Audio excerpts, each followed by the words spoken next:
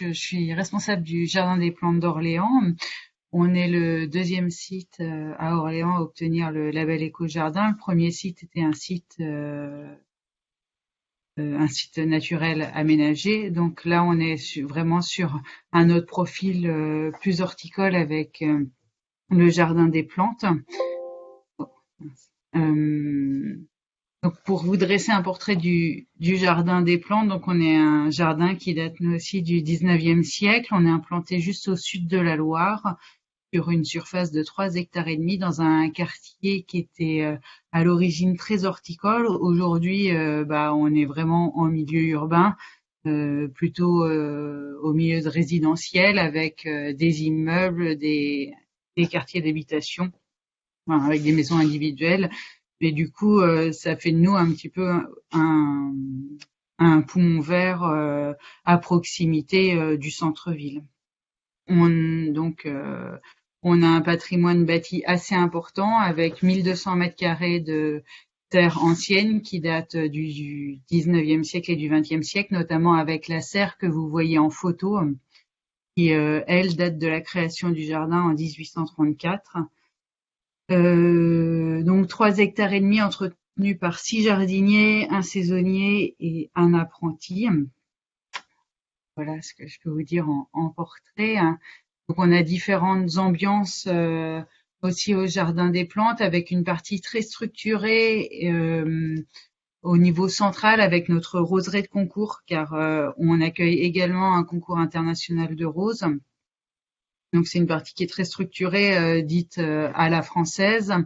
Et on a également des jardins thématiques, climatiques, euh, dont l'entretien est un peu plus naturel, où la spontanéité est plus facilement accueillie, notamment avec le jardin de roses dans lequel on présente les rosiers qui ont obtenu des prix au concours international, mais c'est présenté dans un jardin, comment je pourrais dire, entretenu de façon vraiment naturelle, où il y a de la spontanéité, où il y a très peu de taille, ou des tailles très douces, voilà.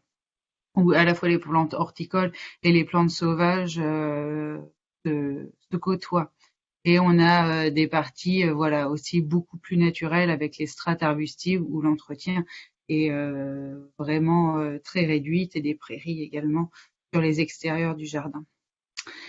On a différentes missions au jardin des plantes, notamment notamment une mission de zéro phyto, où on est le premier site de la ville à être passé au zéro phyto et à avoir expérimenté la PBI. Ça fait vraiment partie de notre identité. La ville d'Orléans est passée au zéro phyto en 2009, et nous on continue à faire des expérimentations un peu sur ce sur ce thème, en fait, avec les actualités phytosanitaires qu'on peut connaître, comme par exemple en 2014 l'arrivée de la pyrale du buis, où il a fallu lui trouver des solutions plus ou moins innovantes. On a fait partie du programme Save Buxus avec Plantécité pour tester différentes méthodes pour lutter contre la pyrale, notamment des pièges à phéromones. Aujourd'hui, on est sur aussi pas mal de poses de nichoirs à mésanges, et on teste maintenant en fait un peu plus résilientes, du coup, des espèces qui sont adaptées à la taille en taupière, en fait, pour du coup répondre à cet objectif assez structuré dans certains massifs en ville, tout en se passant de l'artillerie qu'on est obligé de mettre en place pour la pyrale. On fait aussi des tests de végétalisation d'allées, des tests de plantes résistantes à la sécheresse, pour ensuite pouvoir reproduire ces techniques dans les secteurs de la ville. On fait également des tests d'alternatives aux pelouses de graminées. On a notamment essayé des surfaces avec de l'Hernaria glabra, qui est très résistante à la sécheresse et qui ne se tombe pas, pour voir si on pouvait justement trouver des solutions sur cette thématique, puisque comme dans beaucoup de villes en France, on est soumis à des restrictions très importantes d'eau l'été, et plusieurs années consécutives où on n'a plus le droit d'arroser. Donc du coup, on cherche des solutions notamment pour nos pelouses. Et on est également un site où on fait les expérimentations, les tests de fleurissement annuels pour les années pour des associations pour voir pour expérimenter sur le terrain les nouveautés pour ensuite présenter dans les secteurs de la ville. On a une mission également de valorisation du végétal. On a une très forte identité, tout comme Lyon, autour de la rose. On a été un très gros bassin de production de rosiers et de création de variétés de rosiers à la fin du 19e siècle et la première moitié du 20e siècle. Du coup, on accueille, comme je vous disais, le concours international de roses d'Orléans, qui est le seul concours de roses remontantes en France. Et on fait également partie d'une route touristique qui s'appelle la route de la rose, où on y est classé site d'excellence, qui nous impose notamment un étiquetage assez strict sur les rosiers de répertorier aussi tous nos rosiers sur place. On étiquette avec des ardoises pour que ça puisse être réutilisé aussi dans une vision de développement durable. On accueille également une collection de clématites, qui est une collection privée des pépinières Javois, qui vient d'être classée collection nationale auprès du CCVS. Et aujourd'hui, on est très content d'avoir obtenu le label Éco-Jardin. C'est une vraie satisfaction pour les jardiniers. C'est la reconnaissance d'années de travail de génération de jardiniers, mais oui, plusieurs équipes qui se sont succédées au Jardin des Plantes, et c'est un peu récompensé tous ces efforts qui sont faits depuis longtemps. Et ça a permis aussi en fait à l'équipe qui est en place actuellement en fait de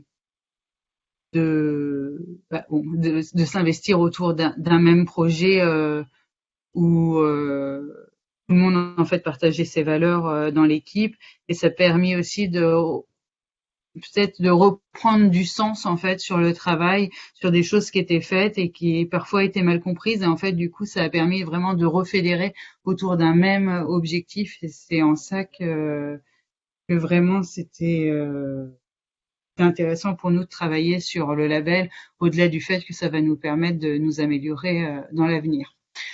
J'ai choisi de vous faire un petit focus sur le concours de roses parce que c'est quelque chose qui est assez original. Il n'y a pas 36 concours de roses en France.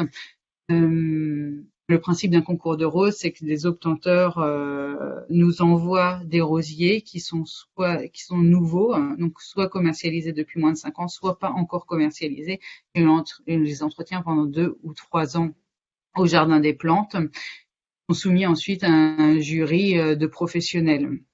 Donc pour ce faire, c'est vrai que c'est une vraie contrainte de gestion, puisque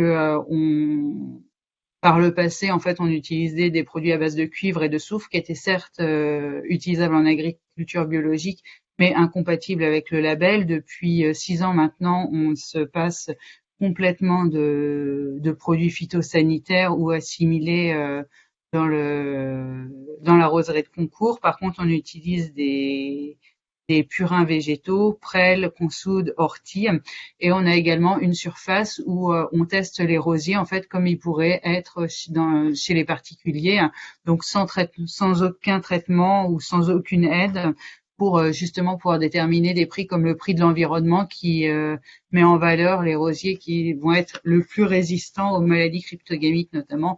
Après, on a une manière aussi d'associer le grand public avec le prix du public, le prix des enfants aussi, qui font l'objet de votes à part.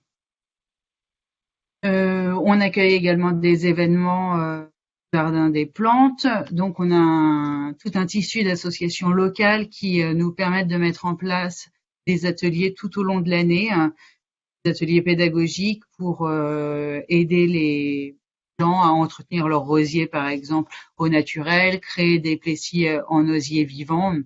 Ça marche vraiment avec le soutien et le travail qu'on fait main dans la main avec les associations.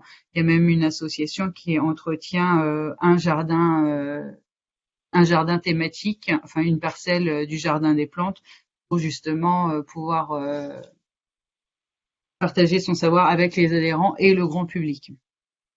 On accueille également des événements horticoles, des fêtes des plantes, des expositions, et on a une partie un petit peu d'événements privés où la serre du jardin des plantes est louée à des entreprises, par exemple.